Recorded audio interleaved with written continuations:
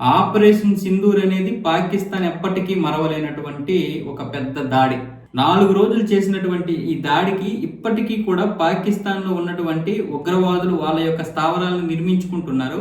కానీ పాకిస్తాన్ ప్రభుత్వం మాత్రం తన యొక్క మురిద్ ఎయిర్ బేస్ ని అలాగే మరికొన్ని ఎయిర్ బేస్ల్ని ఇంకెప్పటికీ కూడా మరమ్మతులు చేసుకోలేకపోయింది.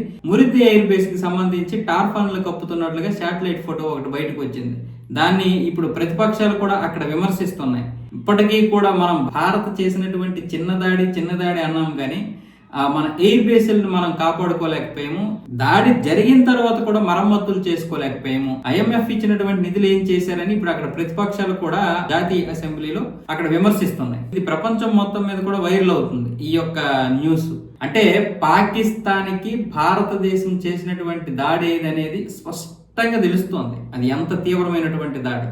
కానీ ఇక్కడ ప్రతిపక్షాలు ఉన్నాయి కదా మన దగ్గర, ఈ ప్రతిపక్షాలకి కొంచెం నొప్పి. మనం కొట్టినటువంటి దాడి వల్ల రాహుల్ గాంధీకి, కాంగ్రెస్ నాయకులకి అందరికీ కూడా నొప్పి. ఈ పృథ్వీరాజ్ చౌహాన్ ఏమంటున్నాడు, పాకిస్తాన్ తో మనం దాడి చేసినప్పుడు మొదటి రోజే ఆపరేషన్ సింధూర్ లో ఓడిపోయామన్నాడు కదా, మరి ఇప్పుడు దీనికి ఏమంటాడు? ఇలాంటి వెధవలు మనల్ని పరిపాలించారు. నిజాలను కూడా అంటే దేశం విషయంకి వచ్చేసరికి ఒక్కటవ్వాలి కదా. రాజకీయ పరంగా మీరు విమర్శించడం తప్పేం కాదు, కానీ దేశం అనే దానికి వచ్చేసరికి మనం ఒక్కటవ్వాలి కదా. అయినా సరే పాకిస్తాన్ వైపే మాట్లాడుతున్నారు.